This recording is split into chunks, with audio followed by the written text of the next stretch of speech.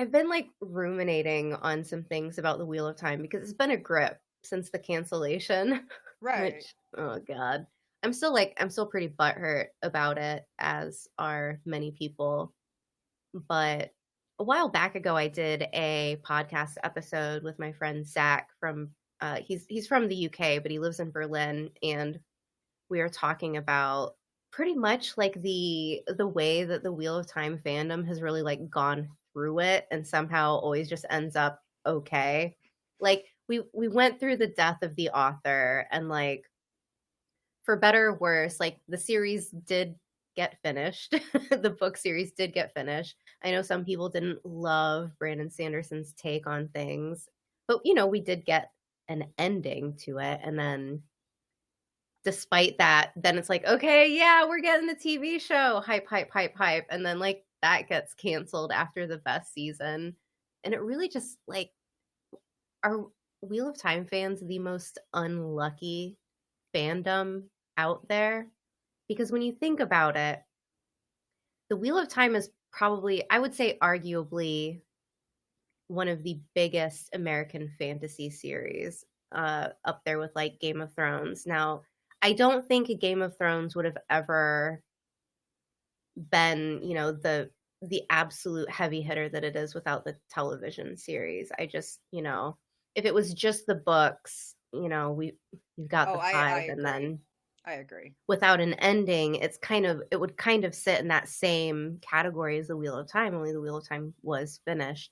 So, and like I'm not saying that Song of Ice and Fire isn't going to be finished, but at Come this point, on. at this point in time, Two like, more, like we're gonna yeah, get not we haven't even gotten yeah, six, let alone what, yeah. seven and then eight?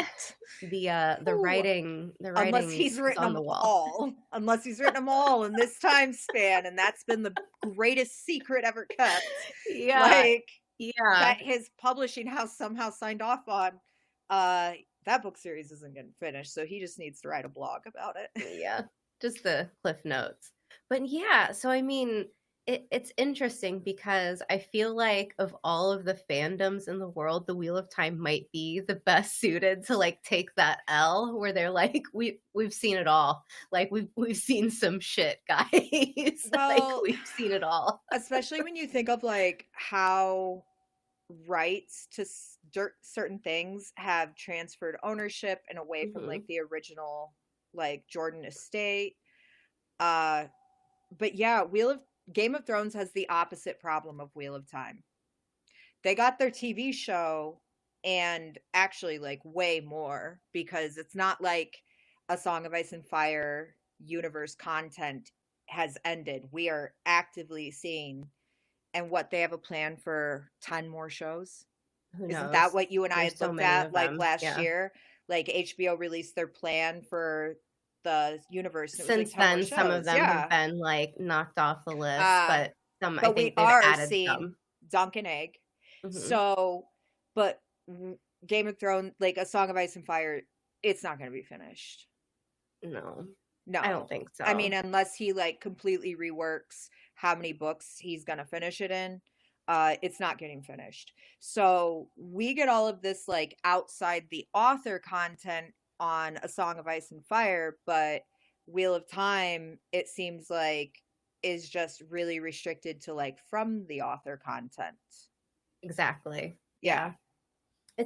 Yeah, I mean, that's the thing though. It's kind of an interesting dynamic because with the Wheel of Time, you got the main book series and then like the one prequel, and that's it. Like you've got some supplementary things here and there, but that's it. Whereas like Game of Thrones, we're not getting any new book material anytime soon.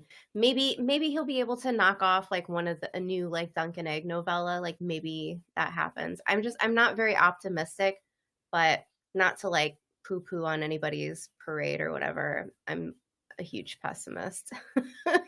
But I'm a on skeptic. yeah, I'm a skeptic. But on the other hand, like they're going to milk that cash cow to the bank in Oh, terms of yeah. I adaptations. mean, they're gonna So, give it the like, Disney treatment. yeah, but at some point, they're gonna run out of material, and Yeah, and it'll eventually come to an end, like, I mean, every great, media dynasty comes yeah. to an end.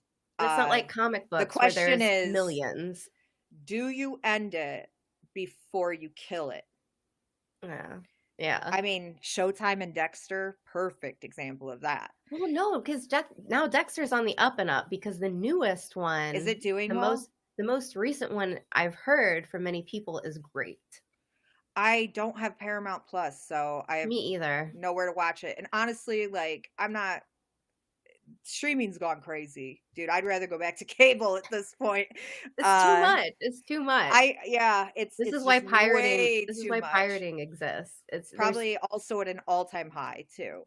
probably. Probably. Yeah. I think one thing that like Wheel of Time fandom really drew the short straw on was getting Amazon. Mm. I think Yeah. the only way they might have even done worse was to get Netflix because chances are they wouldn't have gotten that third season at Netflix. They're notorious for killing a fantasy show very early. Uh but like and A Song of Ice and Fire lucked out with HBO that has a track record of like really committing to like when they make a show, they have intentions of like what is their formula like 6 seasons. Yeah, So, but HBO does more cancellations per, like, via if you factor in how many series they have, HBO actually cancels more than anyone really? else. Yeah. Yeah, but I I think figure with something like this, they do the real commitment like they do with those, every so often they do a fantasy show that they seem to really commit to. yeah, I True don't know. Blood was it Yeah, like that's one that they really committed to. I don't know. I feel like it also got adapted in a much different time than A Song of Ice and Fire did. Things didn't move at the pace that they move now. Like the standards were nowhere near as high as they are now for like, performance. yeah. I see, here's another thing too. I would actually take more, I guess, more like interesting other series and just not even have to worry about doing like the super mega big budget that they're throwing at fantasy and sci-fi. Because we were just talking about this with Yeah, The Expanse, because the first three seasons of The Expanse was on the Sci-Fi Channel, and they were it not. was incredible. There's like to date those three seasons are my favorite seasons of The They were Expanse. Period. incredible. Period. Like It's not it's because of the big budget, it's because of, like, right. what they were able to do with the material, and they were longer seasons. Yeah, they did like that longer season, 1 hour format. But those were, I mean, the sets were nothing Eh, to write home about. no. Oh my God, the opening sets on like season two, it was like, okay, I feel like Yeah. I'm at my kids' like kindergarten play of in space. But like because the storylines and the acting is so top tier, like it's incredible.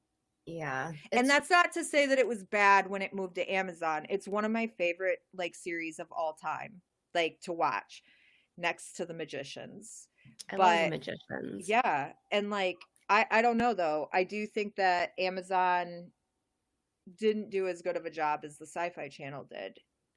I think, yeah, and I think that one of the big, I would say one of the big reasons for that is because with The Expanse, like these early seasons, what was it? Season 3, I think had like 12 or 13 episodes, I want to Mhm. say. So, I mean, you're able to fit so much more of the story in, which requires much less like creativity in terms of like cutting corners to get from plot A to plot B without having to invent new connective tissue because you're skipping so much. So you've got to like get people moving to different locations and places, and then you don't have to like dream up scenarios to get one person here and that person there and give them motivation to do that, because it you can't do it plot for plot like you do it in the book with that like expedited timeline. But I think one of the big things with the Wheel of Time. And maybe this is just like wishful thinking, like the like what if, because I pulled up a bunch of research and I did a video on it talking about kind of the commonalities between like what gets canceled specifically on Prime Video. And Mm. I while remember digging, yeah, this. while digging into a lot of this, what I found is that the viewership for Prime Video is one of the most, like one of the oldest male dominated viewerships. And so I kind of feel like you can kind of see that with what performs well on Amazon, because a lot of it is like, what are their top shows right now? I mean, like The Boys, which is like very, it's, and this is no dig, because I love like hyper violent, crazy stuff just as much as the next person. Like I'm into Oh it. yeah. But it does seem that they kind of end up having like more successful shows when it's something a little bit more catered to that audience. And so when you look at the Wheel of Time, when it's very like, I want to say it's very like women centric, especially when you're looking I at like, I have some thoughts about this too. yeah, yeah. I mean, we can definitely get there, but I'm curious. I'm very curious what it would have looked like had they, instead of focused so much on like White Tower and Moraine, if they would have kind of leaned into the more like male focus, like power fantasy that a lot of men see, like the Journey of Rand. You know what I mean? Like I'm very curious what the general consensus would be among a lot of these people that hated the adaptation, what their thoughts would be if it was like much more like, with way more like machismo, you know what I mean? That Yeah. like a lot of men envision when they read it, because I know for a lot of women they focus on something very different, like the White Tower politics. I mean, for me, like I love it. I love it. I love the White Tower politics. I think it is completely unhinged and so interesting. And also like the camaraderie among, like, like the friendship of it all, like the companionship, and how it turns bad and how it turns ugly, and how we end up like getting back to that as the story continues. Or like the relationship between Moraine and Swan Sanche, which I'm a diehard New Spring Oh, like same, same. supremacist. Like I I love it. love Love New it. Spring. Love New Spring. I think word per word it's probably one of the better books in the series, because like there's no like fat to trim. It's just like that's the story. You're here, you're there, and then you get it, and that's it. But it's very like heartwarming, and like it's so good. I love it. And then on top of that, like it's not just like, oh yay, like tra la la, female lovers. It's like you get like this whole storyline about Lan and what it means for him being who he is, and like him being a warrior, and how that affects his psyche, and just growing up knowing like you're the last person of your people. Like it's so good. Yeah. But now I'm like off on a big tangent. But I wonder what would have happened with the show had they leaned into the more like, I don't know, like the male gaze of it all, you know? I mean, I don't think that the fans would be happy. I mean, I they're not happy now, clearly, as we saw online, they're not happy. Wait, you mean Uh like the haters, the or I'm talking about like people who love the Wheel of Time books who were not happy about the show's direction, upset about Moraine being gay, like that anybody cares.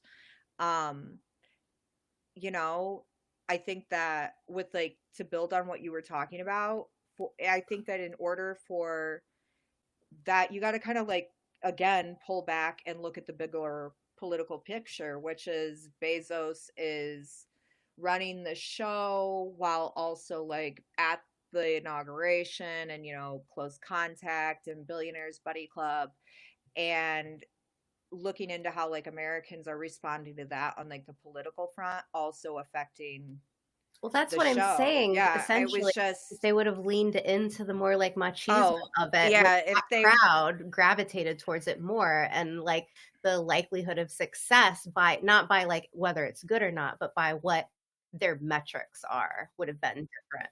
yeah, I think like if they had gone like the anti-woke direction that people seem to be so obsessed with them going in, I Yeah. boggles my mind. I have anyways.